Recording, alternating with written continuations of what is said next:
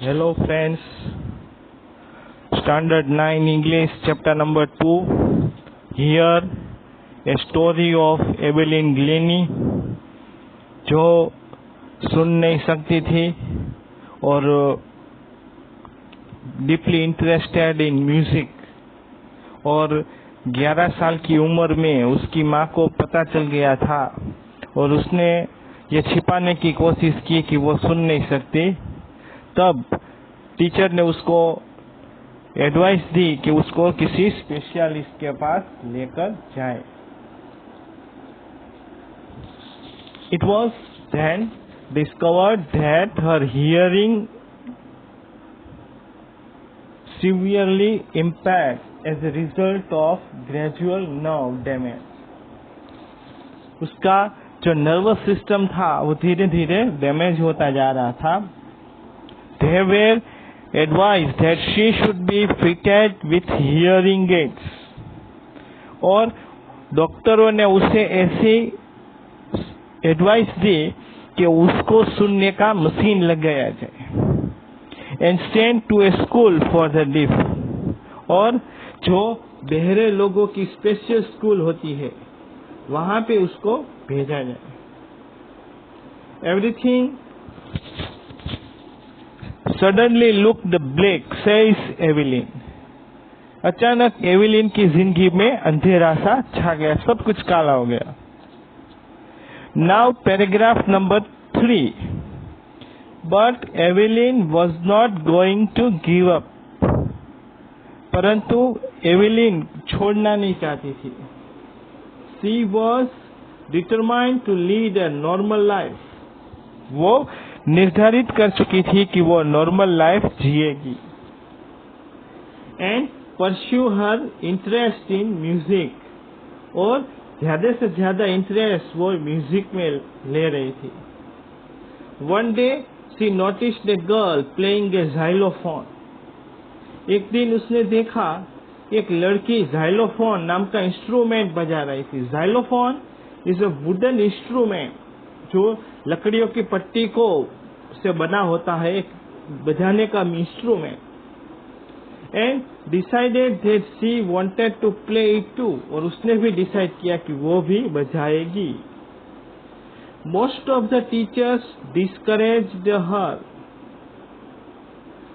सभी टीचर ने उसको निराश किया, कहा कि कि ये नहीं बजा सकती। बट परक्यूशनिस्ट रॉन फॉक्स, एक आदमी था Ron Fox, spotted her potential. उसको उसकी पोटेंशियल के बारे में, उसकी जो कैपेसिटी थी उसके बारे में उसको पता चल गया। पोटेंशियल मीन्स ए क्वालिटी और ability that can be develop, जो उसके पोटेंशियल थी।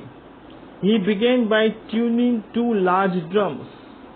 उसने 2 लार्ज ड्रम बजाना शुरू किया to different tones notes. Don't listen through your ears. उसने कहा कि सिर्फ कानों से मत सुनो। He would say try to sense it some other way. किसी और तरीके से फील करने की कोशिश करो। Says Evelyn. Suddenly I realise I could feel the light higher drum from the waist. अचानक उसको कमर के ऊपर के हिस्से से वो फील कर सकती थी। And the lower one from the waist down और नीचे का हिस्सा कमर के नीचे से। फॉक्स रिपीटेड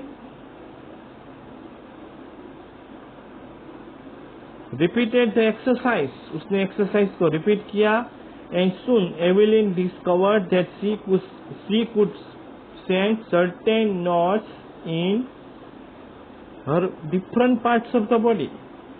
उसने महसूस किया कि वो अपने बॉडी के डिफरेंट पार्ट्स में उसे महसूस कर सकती है। I had learn to open my mind and body to sounds and vibrations. The rest was sheer determination and hard work. फिर क्या था? उसका हार्डवर्क और फर्म डिटर्मिनेशन था। Now paragraph number 4। She never looked back from the point onwards. बाद में उसने कभी मुड़ के पीछे नहीं देखा। She toured the United Kingdom with youth orchestra. बाद में वो यूथ ऑर्केस्ट्रा के साथ यूनाइटेड किंगडम ऑर्केस्ट्रा में गई and by the time she was 16, तभी उसकी उम्र सिर्फ 16 साल की थी. She had decided to make music a life. उसने डिसाइड किया था कि अपनी लाइफ म्यूजिक में ही बनाएंगी.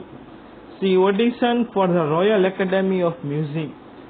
उसने रॉयल एकेडमी ऑफ म्यूजिक के लिए अपना ऑडिशन दिया. Audition means give a short performance that a director could decide whether she was good enough और not.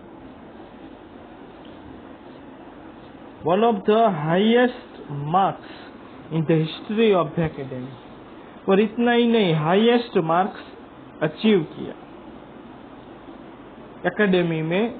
And she gradually move from orchestral work to solo performance. धीरे धीरे orchestra से अपने solo performance की तरफ उसने अपना ध्यान दिया. At the end of a 3-year course, 3 साल के बाद, she had captured most of the top award. उसने टॉप के बहुत बड़े अवार्ड्स हासिल किए. Now paragraph number 5. And for all this Evelyn won't accept any hint of heroic achievement. और इतना अवार्ड प्राप्त करने के बाद उसमें कभी भी ऐसा पराक्रमी सिद्धि दिखाने की ऐसी अचीवमेंट प्राउड ने फील किया था, प्राउड ही नहीं बन गई थी. और उसने सहज होके कहा था कि if you work hard and know where you are going, अगर आपको पता है कि आप कहाँ जा रहे हैं, यू विल गेट देयर, तो आप अपने मंजिल को हासिल कर सकोगे. And she got there right to the top, the world's most song after multi-percussionist with a mastery of some 1000 instruments. इतना ही नहीं, 1000 इंस्ट्रूमेंट्स में भी अपनी मास्टरी हासिल की. एंड हेक्टिक इंटरनेशनल शेड्यूल, और अपने international schedule. Now paragraph number 6. It is intriguing to watch Evelyn function so effortless. उसके फंक्शन देखना बहुत ही अच्छा लगता था. Without hearing in our 2 hour discussion, हमारी 2 घंटे की intriguing means fascinated and curious. In our 2 hour discussion she never missed a word meant with Eusebius. उसने जो दाढ़ी वाला इंसान था रॉन फॉब्स, उसके बार बार जिक्र किया. एंड लाफ्ड, और हंसने लगी. It is now page number 19. She was not, it is a picture of Evelyn Glennie, not just watching the lips, it's the whole face, especially eyes. If lips in eyes भी. She speaks flawlessly. Flawlessly means without a fault or any kind of mistake. My speech is clear. वो बोली मेरी speech clear, because I could hear till I was 11. She says, वो वैसे नहीं सुन सकती थी पर अपने उस म्यूजिक को महसूस कर सकती. That doesn't explain how she managed to learn French and master basic Japanese.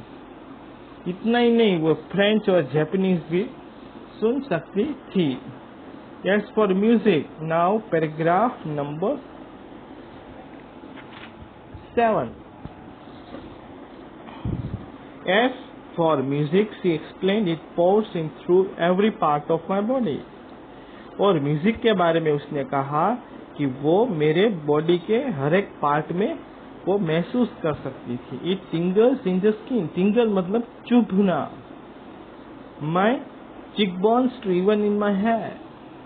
इतना ही नहीं, हेयर में भी उसका म्यूजिक वो महसूस कर सकती थी. When she plays the xylophone, she can sense the sound passing up drums.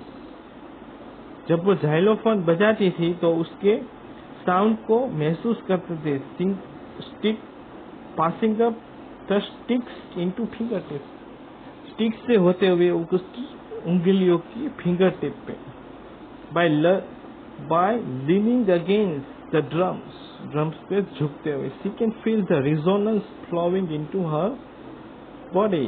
वो resonance मतलब इसका echo sound भी महसूस कर सकती थी. On a wooden platform, she removes her shoes. और जब वो परफॉर्म करती थी तो अपने शूज को रिमूव करती थी so that vibration pass through her bare feet and her lungs, ताकि वो उसके म्यूजिक को, वाइब्रेशंस को बहुत अच्छी तरह महसूस कर सके। Thank you.